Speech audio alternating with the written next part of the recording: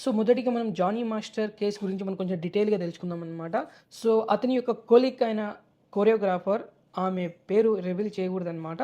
So, ఆమె case పెట్టడం జరిగింది. ఎప్పుడైతే ఆమెకు 16 ఏండ్లు ఉండేనో అప్పటి నుంచి ఆమెకు 21 ఇయర్స్ వచ్చే వరకు అతను ఆమెని బ్లాక్‌మెయిల్ చేస్తుంటే నీకు ఆఫర్ లేకుండా చేస్తా, జాబ్ లేకుండా చేస్తా, ఇండస్ట్రీలో నువ్వు లేకుండా చేస్తా అని ఇలా బెదిరించి ఆమెను చేయడం అయితే వాడుకోవడం అయితే జరిగిందనమాట. ఒకవేళ ఆమె 16, 17 ఇయర్స్ అంటే 18 బిలో లోపల ఆమె ఈ కేస్ గాని అప్పుడే పెట్టింటే పోక్సో యాక్ట్ కింద ఇతన్ని అప్పుడే జైలుకేసి సో, అది ఏదో పనిష్మెంట్ అనేది సివియర్‌గా సీరియస్‌గా ఇస్తా అంటారనమాట.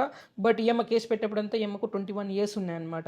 అండ్ పోలీస్ వాళ్ళు ఏదైతే ఎంక్వైరీ చేశారో ఇతన్ని రిమాండ్‌లో పెట్టి 14 డేస్ అక్కడ జానీ మాస్టర్ ఒప్పుకున్నాడనమాట. తప్పు చేశాను నేను అని. అది పోలీస్ వాళ్ళే ఇంటర్వ్యూలో చెప్పారు. అది మీకు యూట్యూబ్‌లో అండ్ చిక్కింది డేటా చెక్ చేసుకోండి. అండ్ ఇంకోటి మెయిన్ థింగ్ ఇక్కడ ఏందంటే ఆయన ఒప్పుకున్నాక తర్వాత ఆయనకు బెయిల్ ఇచ్చి బయటకి ఇడిచారు. అండ్ ఆయన ఇప్పుడు